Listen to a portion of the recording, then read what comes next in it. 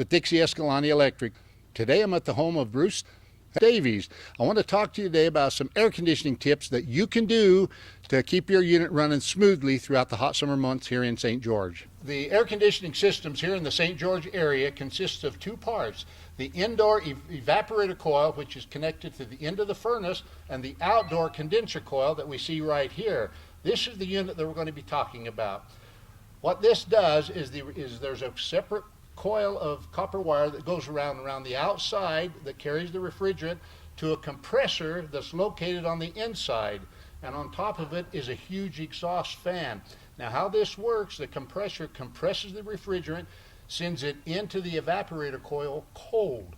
The furnace fan blows it across that coil into the house, cooling the house down. The refrigerant then comes back out through these coils. The exhaust fan sucks air in and out the top, cooling that, and it goes back to the compressor and completes the cycle.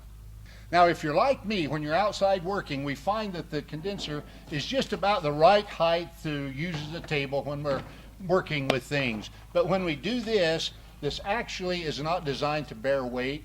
The screen is just to keep fingers out of the fan that's in there. If we do this with lightweight stuff, we should remove them immediately. If we walk off and forget it, the air is going to be trying to come up out of the top. It's not going to. The coils are going to get hotter and hotter and hotter, and the refrigerant going into the house is going to get warmer and warmer and warmer. Pretty soon the house isn't being cooled and you're wondering what's wrong. You call the technician, he comes, simply moves this away, and voila, you've got airflow again. Okay, this is a situation I see often in our area here. We find the garbage can right up next to the condenser, and what it is doing exactly is blocking the airflow from 1/4 of the total surface area of the air conditioning unit. And pretty soon the coils are going to get hot, hot, hot, and the unit will probably shut down because of high head pressure. What you should do is leave these back at least 2 feet from the condenser so there's adequate airflow.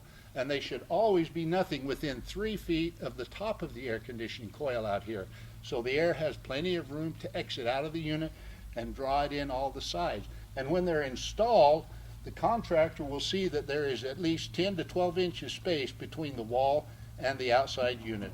Okay, one more thing I want to remind you to do, and if you're like me, outside watering the rocks or whatever, it doesn't hurt periodically to spray down the sides of your air conditioning coil out here. In an area like this where there's a lot of construction, when that is running, it's sucking the dust and other debris into the coils, and the gap in there is really small. So if you can hose that down periodically, you're going to do it a world of good. You'll not hurt it.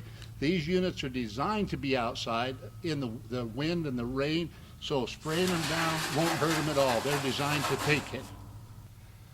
Okay, if you have questions with your air conditioning needs, you can call me, Roger, at Dixie Escalante. My number is 673-3297. Or if you've done these things and your unit isn't working, you might want to call your local HVAC contractor and let them come out and find exactly what the problem is for you.